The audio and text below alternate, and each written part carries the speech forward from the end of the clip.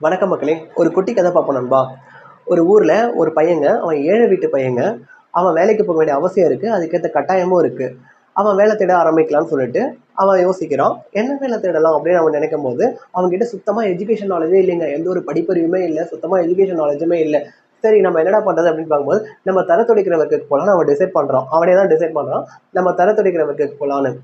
ஆனா அவனுக்கு ஒரு ஆசைங்க. ஒரு ஷைனிங்கான ஆஃபீஸ்ல ஒரு கம்பெனில ஒரு ஷைனிங்கான ஆஃபீஸ்ல அங்க போய் தரத்துடைக்கிற ஒர்க் பண்ணலாம் அப்படின்னு அவன் டிசைட் பண்றான்.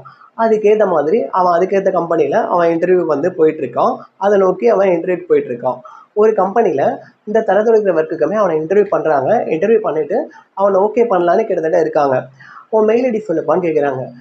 இவன் உடனே அவனுக்கு மெயில் ஐடினா என்னன்னு தெரியல. அப்படின்னா சுத்த நாலேஜும் இல்லை அதை பத்தி.